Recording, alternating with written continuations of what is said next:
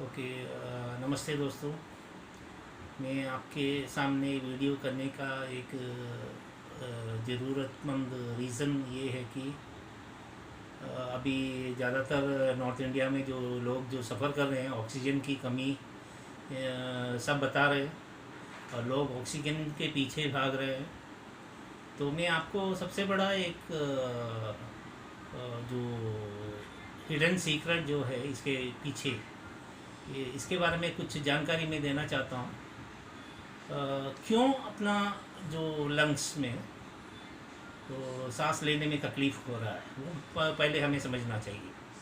तो हमें जो ऑक्सीजन में क्यों कमी पड़ रहा है, या तो नॉर्मल जो एटमॉस्फेयर में जो ऑक्सीजन मिल रहा है वो हम क्यों नहीं ले पा रहे, तो उसका मेन रीज़न हमें जानना चाहिए।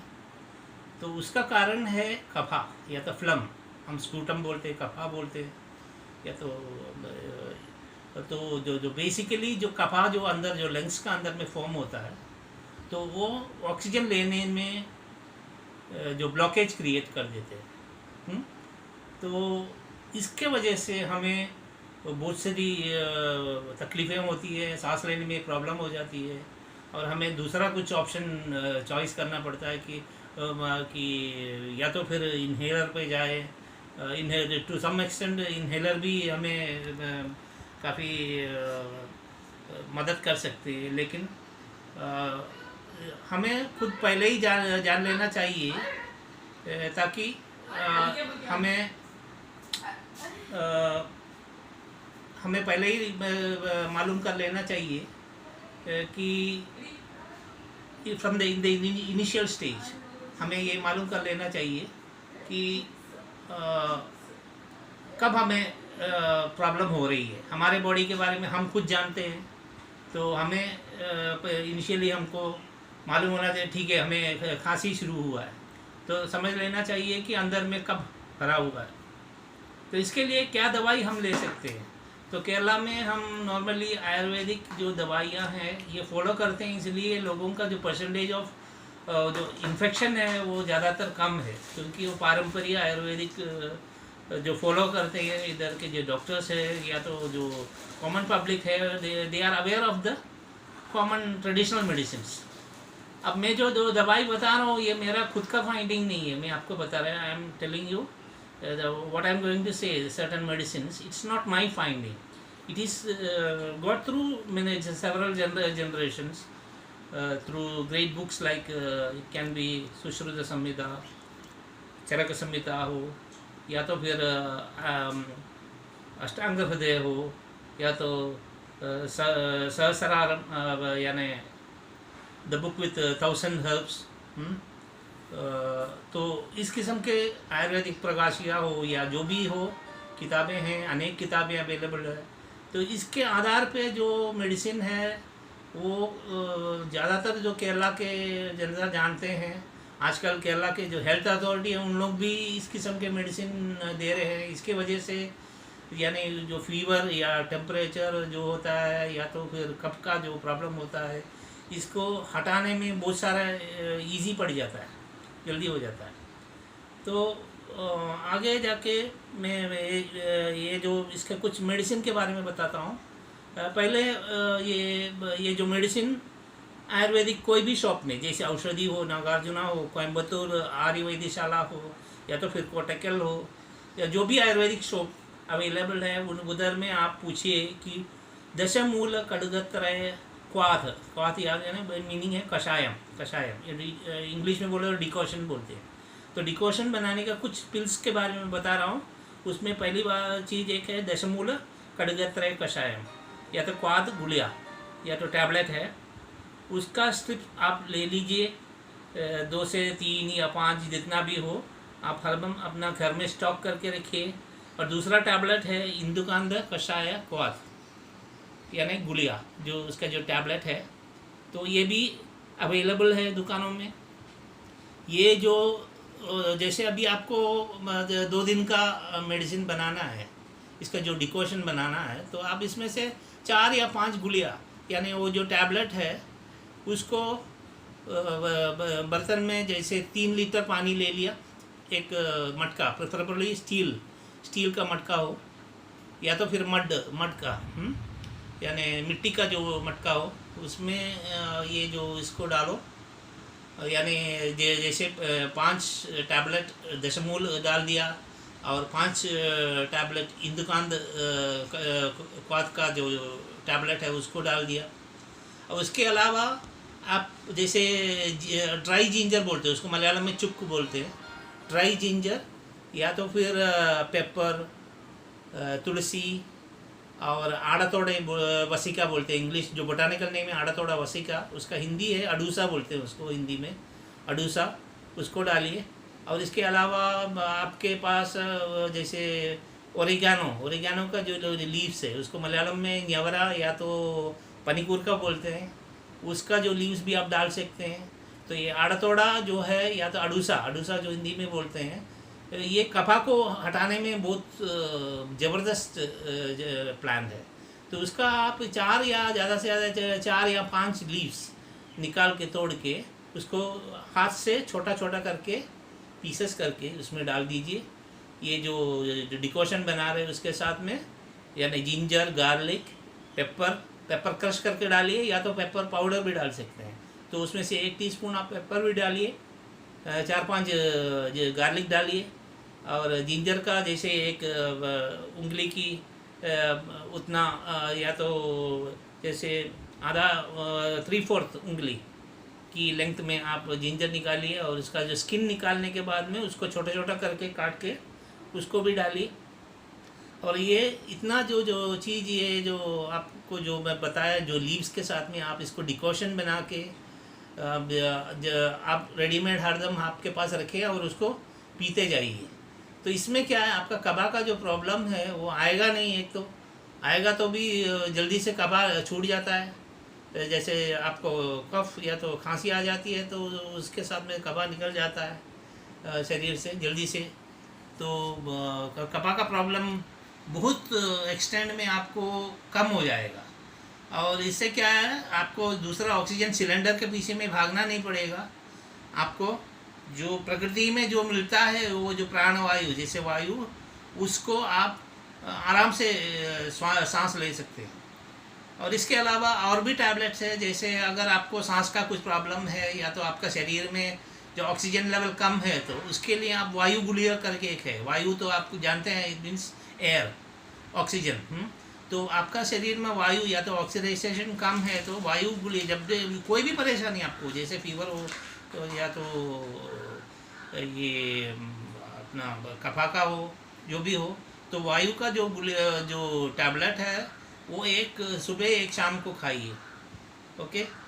और इसको वो आपको जो चाहिए तो हनी में खा सकते हैं, या तो फिर ये जो बीटल लीफ बोलते हैं, जैसे पान की पत्ती के जो जूस है उसके साथ में खा सकते हैं।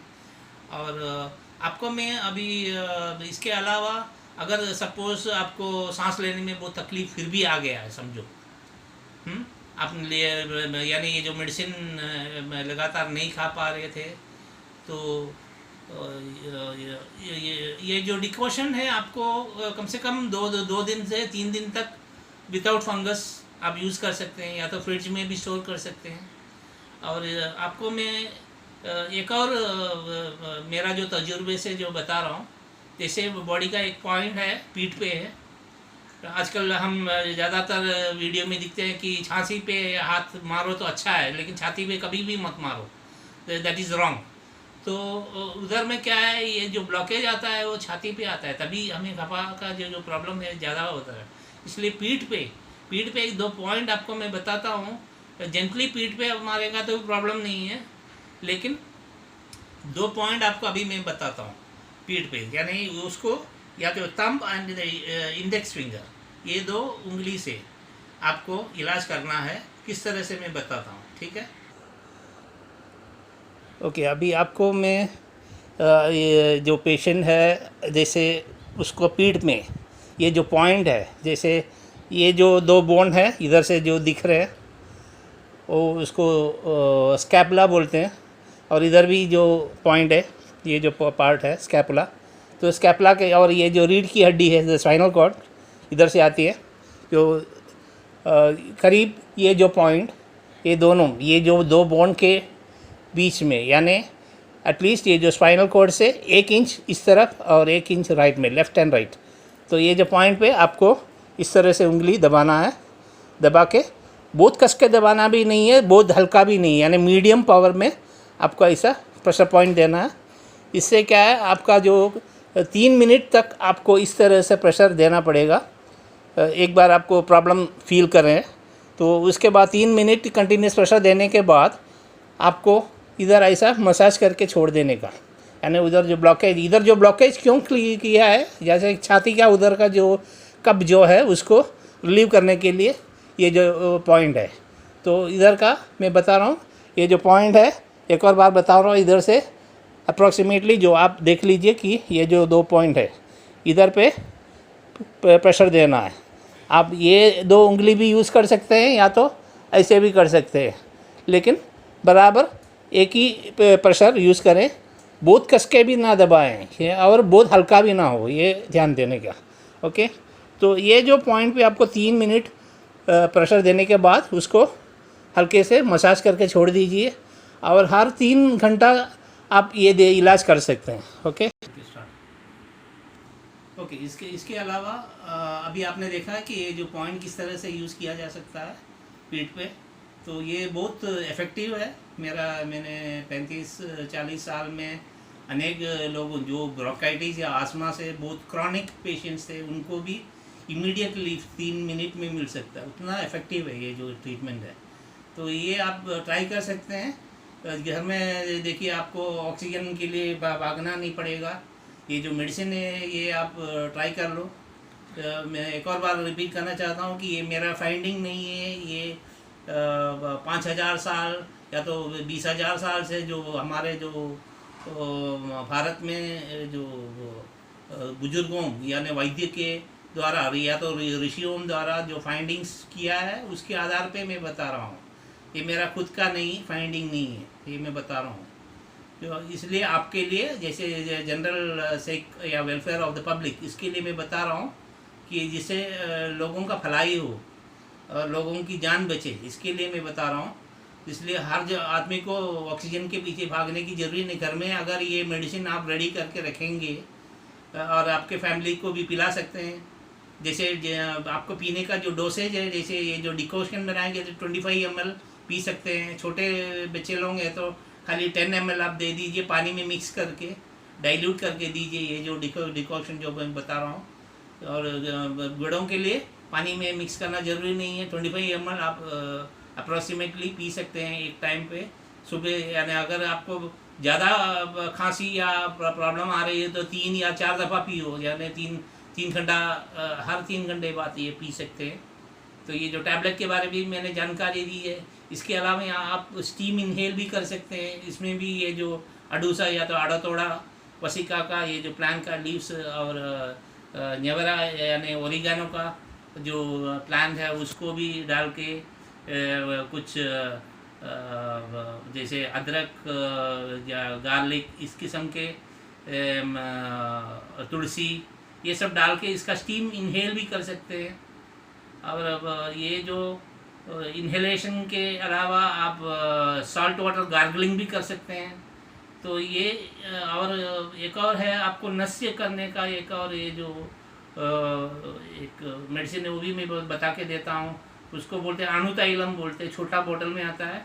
उसका 1 या 2 बूंद आप नोस्ट्रल्स में हर दिन सुबह जैसे 9 बजे से पहले डालिए, जैसे या तो 7 और 8 बजे के बीच में, जैसे सूर्योदय टाइम पे आप 2 ड्रॉप्स करके नाक में डालें तो जो जर्म्स है आपका नाक के अंदर में जाते हैं उसको भी प्रिवेंट करने में अच्छा रहेगा।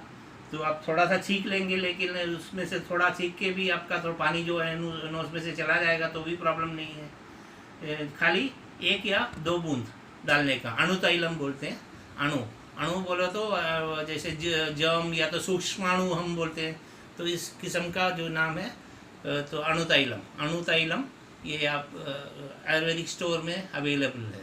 ये आप हरदम आपके घर में रेडी करके रखें जैसे जैसे आपका डिकोशन कम होता जाएगा आप उसको यूज़ कीजिए, और आपको जैसे जो कॉमन पब्लिक है, जनता को इससे भलाई हो, इसके लिए मैं वीडियो प्रेजेंट कर रहा हूँ। सबको मेरी नमस्कार।